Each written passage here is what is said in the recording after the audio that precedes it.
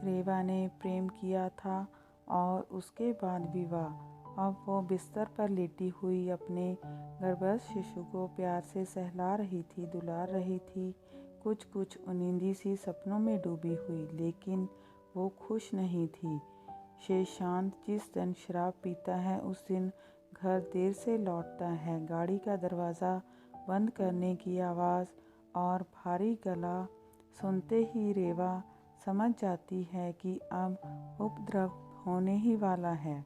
नौकर दौड़कर उसे पकड़ता है और जूते उतारकर बिस्तर पर लिटा देता है, लेकिन शेषांत सोता नहीं है, तोड़ फोड़ मचा देता है, अश्लील गालियाँ बकता है और घर का माहौल नरकीय बना देता है। बीते 4 साढ़े 4 वर्षों में शेषांत उस लगातार अपमानित करता रहा और रेवा सहमी सहमी उसकी छाया बनी डोलती रही। रेवा असमंजस में थी कि अभी अभी पास ही में सोए शेषांत को ये खुशखबरी सुनाई या नहीं। अगले ही पल वो सुशांत से लिपट गई। सुशांत, मुझे कुछ बताना है तुम्हें। लेकिन सुशांत के खर्राटे सुनकर वो सुन्न पड़ गई। उसकी सांसों से आती शराब की गंध रेवा को उबकाई आ गई। सुशांत की अच्छी भली नौकरी थी, लेकिन उसकी सारी तनख्वाह नशे में उड़ जाती। फिर रेवा को भी घर चलाने के लिए नौकरी करनी पड़ी, जबकि उसकी जरा भी इच्छा नहीं थी।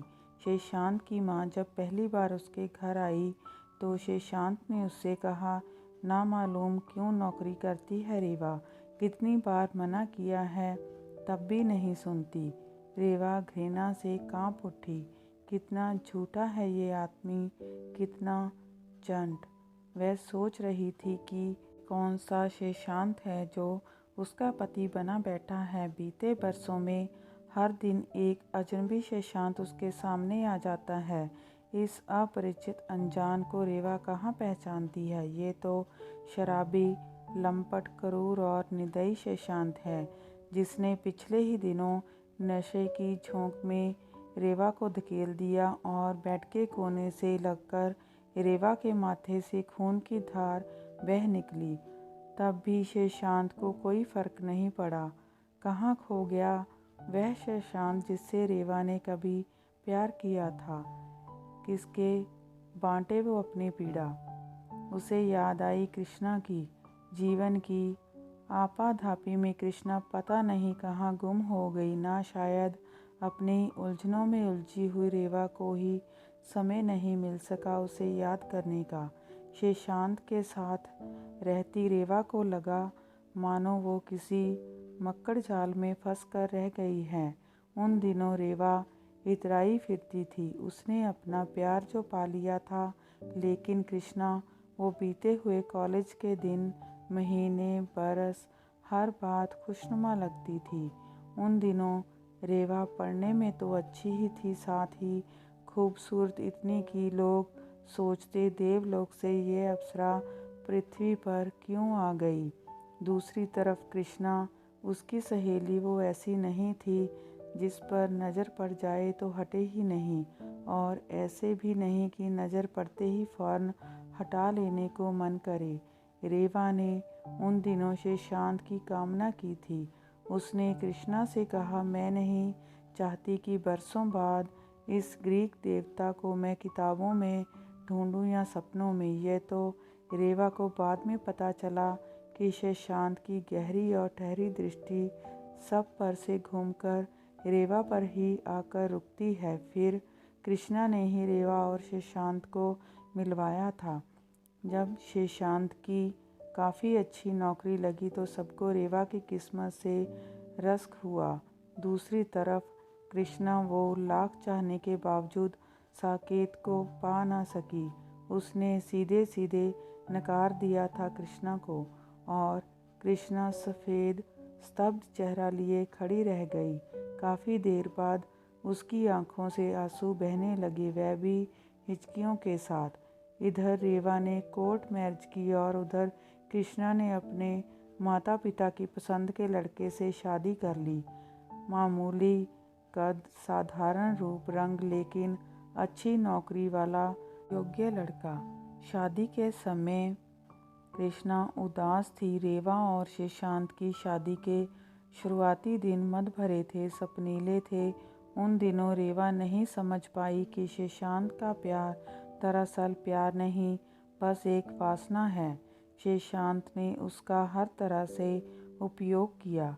गृहस्थी की पूरी जिम्मेदारी उसे सौंपकर खुद एक किनारे खड़ा रहा। रेवा वर्तमान में लौट आई। अचानक उसे मिचली आने लगी। वॉश बेसिन में भयानक उल्टियाँ करने के बाद वो पस सी लेट गई। गालों पर 2 बूंद आंसू लुढ़क पड़े। खिड़की के पार का आकाश उसे विषा नीला दिखाई दिया। अगले ही दिन वो हॉस्पिटल में थी। रिसेप्शन पर फॉर्म भरने के बाद वो पलटी और सहसा ही देखा कि सामने कृष्णा थी। गर्भभार से स्थिर उसका शरीर, लेकिन साथ में उसका पति और 2-2.5 वर्ष की बिटिया। तब की अनाकर्षक कृष्णा के चेहरे पर आज एक अनोखा लावण्य छाया था। पत्नी तब और मातृत्व का गौरव छिटका था उस पर। कितनी प्यारी दिख रही थी कृष्णा।